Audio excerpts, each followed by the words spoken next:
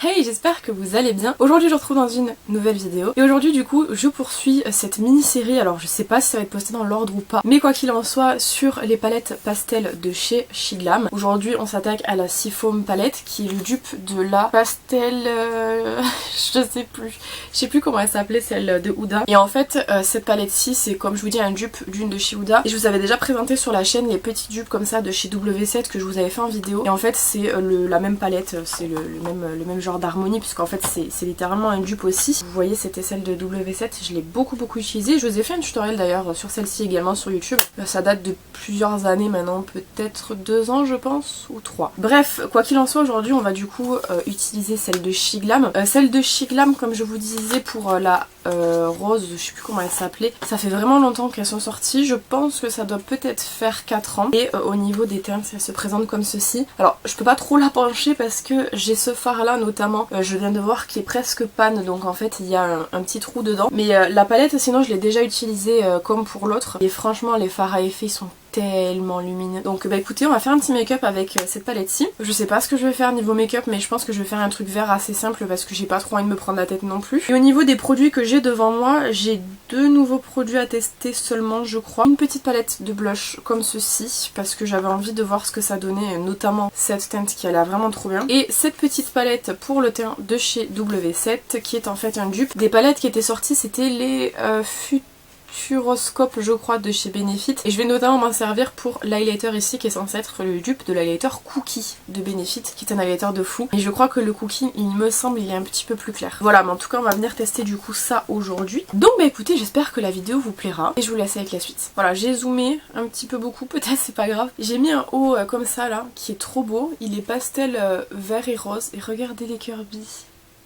C'est sa sortie, c'est trop mignon. Donc j'ai pas fait mes soins encore, on va venir les faire ensemble. J'espère que je suis bien centrée parce que la dernière vidéo que j'ai tournée j'étais pas trop centrée, c'était un peu relou. Je m'en suis rendu compte à mi-vidéo. Donc pour la crème je viens mettre la Panthérisipie de chez Pestlo qui est au panthénol et au céramide. J'en ai plus beaucoup, je pense que je vais bientôt la terminer cette crème-ci. Si je la termine je pourrais en entamer une nouvelle. Je crois que j'en ai que j'ai pas testé encore, donc ça sera sympa. Mais il en reste quand même encore beaucoup dedans. Je pense que j'en aurai encore, là aujourd'hui je filme, on est jeudi, je pense que j'en aurai jusqu'à la fin de la semaine. Ma peau elle boit vraiment le produit, j'ai la peau en ce moment mi-saison, là je vous dis, ma peau en général à mi-saison elle change un petit peu et tout, et en ce moment elle a soif de ouf. J'essaie de mettre des crèmes qui sont assez riches quand même, mais elle a soif. Pour le contour des yeux je prends toujours la Vita Circle Zero Eye Cream de chez Be The Skin. J'essaie de regarder où j'en suis, il en reste pas beaucoup. Celle-ci pareil j'ai hâte de la terminer parce que notamment, je sais pas si je l'ai là pour vous la montrer, je crois qu'elle est derrière. J'ai celle-ci qui est très connue, c'est la Trenaxamine Acide Plus Glutathione de chez Marie May. Celle-ci. Elle est connue en Kate Beauty et il paraît qu'elle est hyper bien. Je l'ai utilisée 1 ou 2 fois le soir, pas régulièrement parce qu'en fait tant que je termine pas la crème pour les yeux que je suis en train d'utiliser, je change pas de contour, à part j'ai quand même celui aux algues ouverts de Heimish parce qu'en fait c'est une qui est beaucoup plus hydratante et quand j'ai les contours des yeux secs c'est un peu mieux. Mais sinon j'essaye de pas changer et de garder en routine la même crème contour des yeux, mais ça dure vraiment une plombe franchement. Alors aujourd'hui comme je ne sors pas et qu'il fait pas très beau, je vais pas mettre de crème solaire, je l'économise. J'en ai une nouvelle qui doit arriver, mais le problème c'est qu'elle sera expédiée dans 21 jours sur YesStyle. Donc en attendant, j'en mets pas quand je ne sors pas, ça sert à rien de toute façon. Donc voilà, j'ai une protection en plus au Velux, donc ça risque pas d'avoir des rayons. Donc on va pouvoir passer au make-up. Alors on commence du coup avec la primer pour le visage. Je vous ai pas dit, aujourd'hui je filme, nous sommes le 18 avril, donc j'ai encore ma rotation du mois d'avril. Je sais pas quand est-ce que vous verrez cette vidéo, peut-être vous la verrez cet été. Donc j'ai ma rotation du mois d'avril, et dans ma rotation du mois d'avril j'ai le Photo Finish Primerizer de chez Smashbox comme ça, qui est en fait un primer et je veux le terminer, donc c'est pour ça que je l'ai mis. Je vous dis la date parce que je pense que je l'aurai terminé d'ici le moment où vous verrez la vidéo. C'est un primer qui est censé avoir un effet HD. Alors quand ils disent effet HD, je sais pas trop ce qu'ils veulent dire. Est-ce que du coup c'est un minimisant de pores, est-ce que c'est un effet glowy, je sais pas du tout. Honnêtement quand je la mets j'ai surtout l'impression que c'est un fini glowy, mais écoute, c'est une que j'avais dans un kit que j'avais gagné dans un concours, c'était un kit PR si vous voulez savoir. Ensuite je vais venir du coup me focaliser en fait sur la couverture du contour des yeux. Alors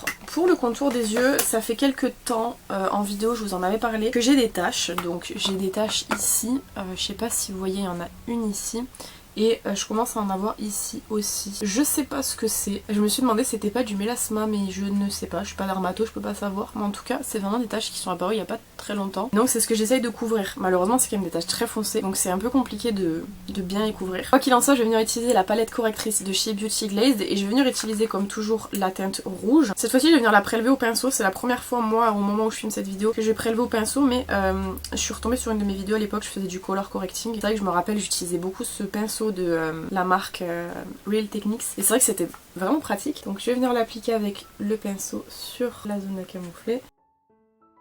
J'en ai mis principalement sur le contour et je suis venue en fait utiliser ce qui me restait sur le pinceau pour mettre sur la paupière, mais c'est pas obligatoire d'en mettre sur la paupière, c'était surtout pour vider mon pinceau de la matière.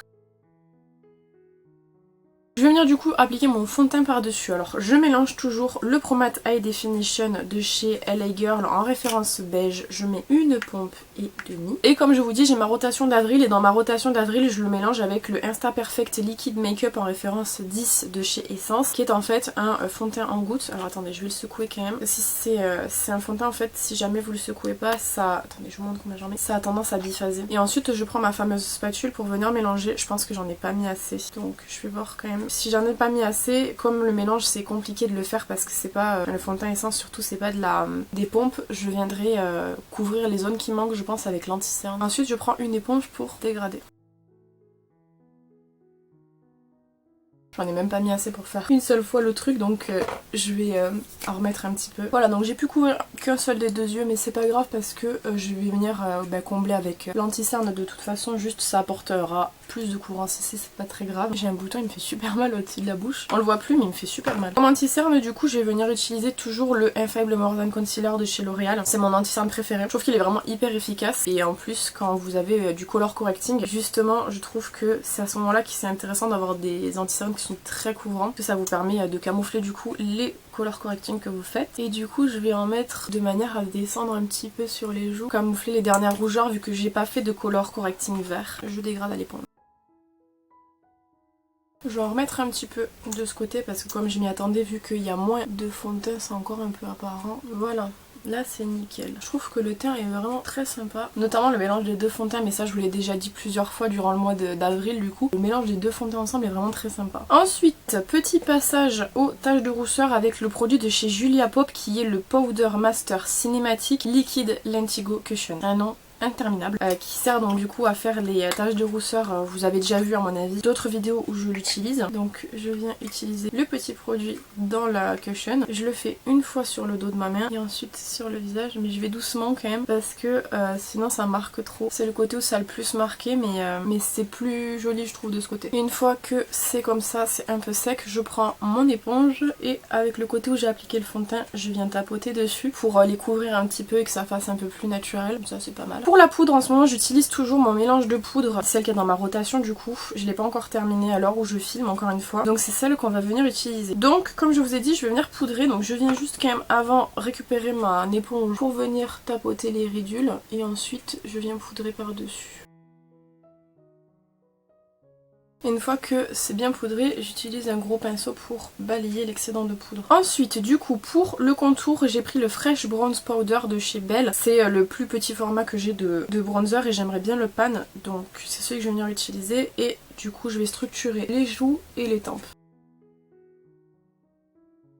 Donc comme je vous disais, pour le blush, j'ai une palette qui s'appelle la Bright Blusher Kit, qui sont soi-disant des blushs qui sont résistants à l'eau, etc. de la marque Dedona. Alors Dedona c'est une marque que vous trouvez, moi en tout cas je la trouve en Espagne, en fait c'est genre dans des petites boutiques un petit peu cheap de make-up, mais c'est quand même du make-up qui est pas mal. Après c'est vrai que quand vous avez l'habitude aux grandes marques etc c'est vraiment cheap, mais c'est quand même pas mal pour le prix. C'est là où j'avais acheté mon blush Vera Valenti que j'ai terminé au mois de mars, donc c'est voilà des petites boutiques etc, mais je crois que vous pouvez retrouver en ligne aussi sur Amazon je crois. Et en fait ce que j'avais bien aimé dans cette palette-ci quand je l'avais acheté, parce que ça fait 2 ans je crois que je l'ai, c'est le fait qu'on ait 3 intensités de blush, et je trouve en fait que par exemple quand vous partez, moi quand je pars l'été, c'est pas mal parce que bon, le plus clair je m'en servirai pas, mais en tout cas ces deux là se complètent assez bien je trouve. Et aujourd'hui je vais venir utiliser du coup celui du milieu. Pour la référence de la palette je viens de voir c'est la numéro 3, et moi je vais utiliser du coup celui du milieu parce qu'il m'intrigue beaucoup. Comme je vous dis c'est des produits de maquillage que vous retrouvez sur le marché ou quoi, mais c'est pas pour autant que c'est pas pigmenté, hein. C'est vraiment des produits je trouve, moi en tout cas en termes de blush, qui m'ont toujours assez impressionné et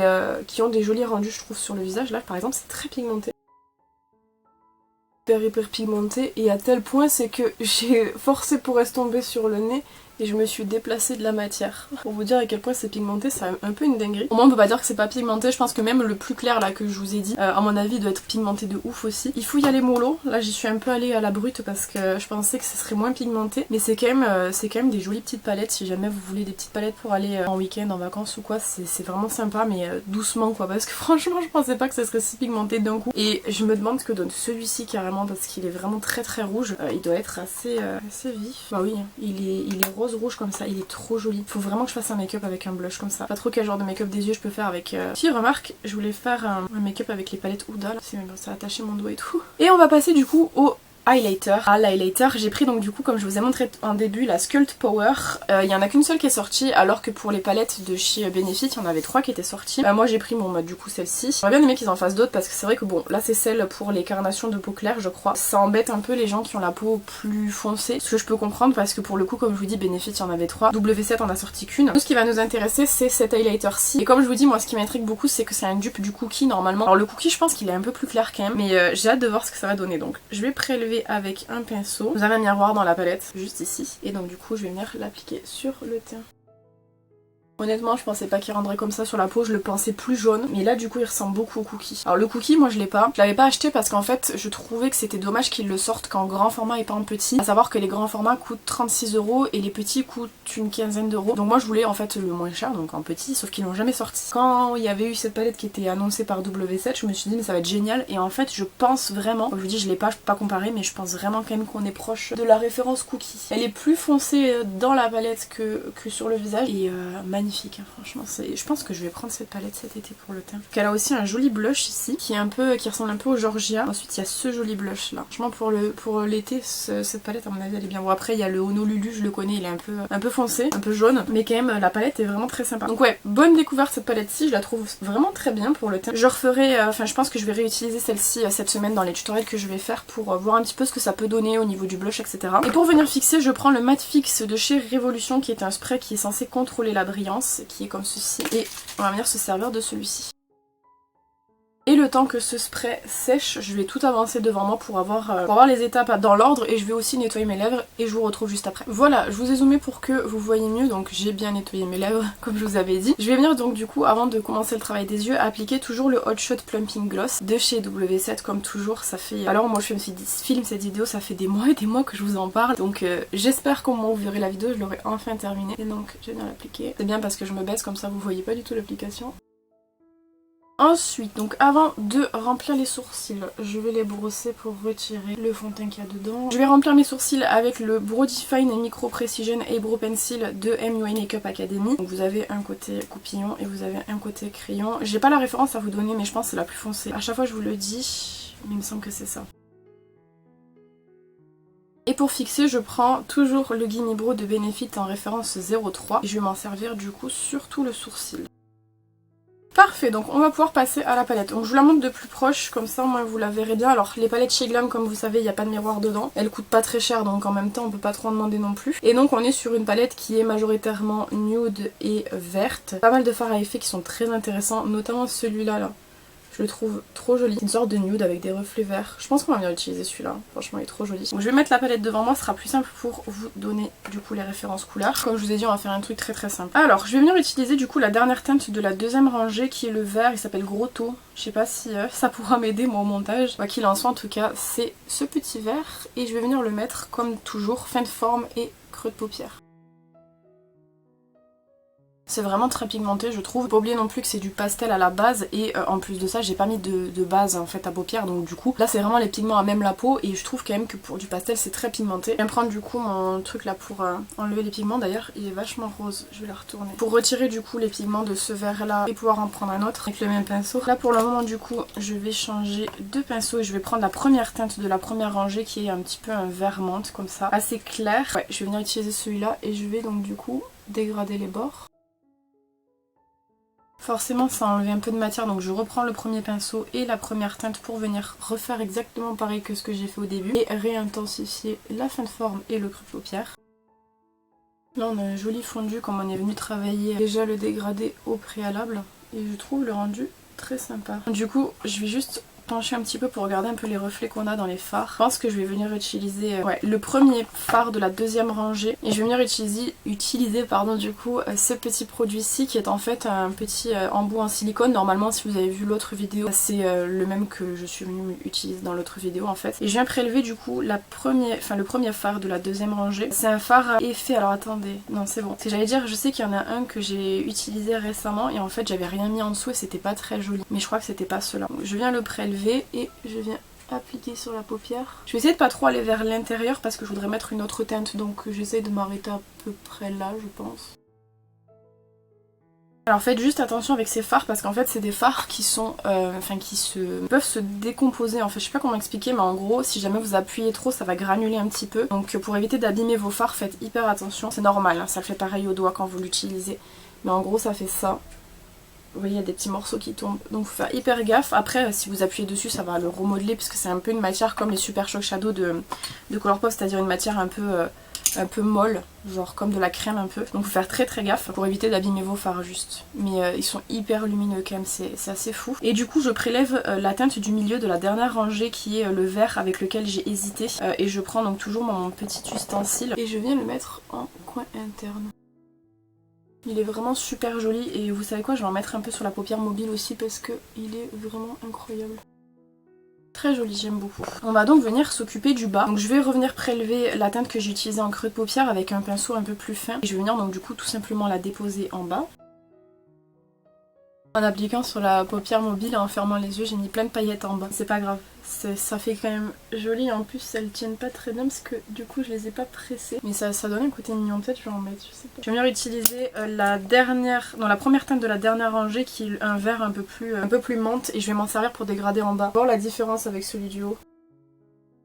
La différence est assez minime hein, franchement. Je dirais que celui-là est un peu plus vert. Mais ça se voit vraiment pas beaucoup. Et avec un pinceau très plat, je viens reprélever du coup la deuxième teinte de la dernière rangée qui est celle qu'on est venu mettre en coin interne. Pour déposer quelques paillettes en bas, en coin interne seulement. Les paillettes là c'est vraiment joli. C'est pas vraiment la même texture parce qu'en fait celle qui est au milieu c'est pas vraiment des paillettes, c'est un fard crémeux comme je vous ai dit, alors que là c'est vraiment des paillettes. J'aime beaucoup, c'est super mignon. Et écoutez, pour la palette c'est bon. Ce fard là on n'est pas venu l'utiliser mais il est quand même vraiment très joli. Genre un marron hybride avec comme des petites nacres vertes dedans. Cette palette est vraiment très jolie, franchement je m'en resservirai. Même celui du milieu, attendez je vais vous montrer quand même.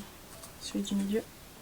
Très beau. Franchement cette palette est vraiment très sympa. Heureusement que je suis revenue les utiliser parce que comme je vous ai dit en fait dans la première vidéo moi c'est des palettes à la base que je voulais dépoter, enfin que je voulais retirer de ma collection. Après je me suis dit je vais les dépoter, ce sera mieux. Elles prennent quand même pas mal de place et en fait elles sont vraiment très sympas. Alors comme crayon j'en avais pris 4 dont un marron mais donc du coup je vais pas venir utiliser le marron. Et après dans les 3 que j'ai pris c'est quand même des teintes qui se ressemblent beaucoup. Comme la plupart du temps j'utilise les Max & More, je vais venir prendre le Max & More du coup et je vais garder la référence Island Oasis qui est celui-ci. Je pense qu'il ira bien à l'intérieur de la muqueuse. Je vais me rapprocher pour pouvoir le mettre. Ouais, la couleur va bien, je trouve. Alors, au niveau du mascara, j'ai pris le Panorama de chez L'Oréal. C'est celui que j'utilise en ce moment. Et d'autant quand j'ai pas envie de mettre de faux cils ou quoi, je trouve qu'il est pas mal. Et par contre, j'ai un cheveu sur le visage, mais j'arrive pas à le trouver où. Donc, je vais recourber mes cils et je vais venir du coup l'appliquer. Je vais attendre qu'il sèche un petit peu, je vais faire mes lèvres en attendant, puis je viendrai passer un petit coup de la brosse là pour retirer les paquets. En attendant du coup je vais retirer le plein fond des lèvres. Je me rappelle quand j'avais fait la vidéo sur la palette W7 avec la même harmonie, j'avais mis un rouge à lèvres rouge. Cette fois-ci je vais pas mettre un rouge à lèvres rouge, je vais mettre du nude. Pour le contour des lèvres je prends le Lip Twister en référence Nude Dude de chez W7 que vous trouvez chez Normal. Je vais venir faire un contour, je vais overline toujours, j'overline toujours l'arc de Cupidon parce que je trouve que c'est plus joli. Et à l'intérieur je vais mettre un produit que j'aime beaucoup, que j'utilise beaucoup ces derniers temps mais je vous l'ai pas présenté je crois. C'est un rouge à lèvres de chez Adopt, c'est le Tattoo My Lip encre à lèvres et c'est la référence numéro 10. Et en fait c'est une encre à lèvres qui est un petit peu rosée et qui du coup va bien avec les contours un petit peu plus marronnés. Et franchement j'aime beaucoup l'utiliser et en plus ça c'est un produit qui sèche et qui évolue dans la journée de belle manière même si vous mangez et tout. Je trouve que c'est un produit qui est plutôt joli. Parce que vous en pensez, mais je trouve que le rendu des deux ensemble est vraiment hyper sympa. Ça va bien avec les yeux finalement. Voilà donc le maquillage qu'on a réalisé aujourd'hui avec la palette de chez Shiglam. C'est la Seafoam encore une fois. C'est vraiment une palette que je trouve vraiment très sympa et encore une fois les lumineux chez Shiglam sont vraiment très intéressants. Là il me reste du coup que la Rhapsody à vous faire donc qui est la violette. Et après j'en ai une que Kat m'avait envoyée, je sais pas vous dire le nom. Je sais pas si c'est pas un truc en rapport avec les pierres précieuses je crois. Quelque chose comme ça. En tout cas j'ai hâte de découvrir du coup parce qu'elle a des jolies teintes vertes dedans. Mais je suis très contente du make-up qu'on a fait et franchement les fards lumineux Shiglam gamme valent vraiment la peine. Et si jamais vous avez la référence, ils ressemblent beaucoup au Super Shock Shadow de Colourpop. Voilà, bah écoutez, j'espère que cette vidéo vous aura plu. N'hésitez pas à me dire ce que vous en avez pensé dans les commentaires, évidemment, comme toujours. N'hésitez pas à vous abonner si c'est pas encore fait. Quant à moi, je vous retrouve bientôt dans une prochaine vidéo. En attendant, prenez soin de vous.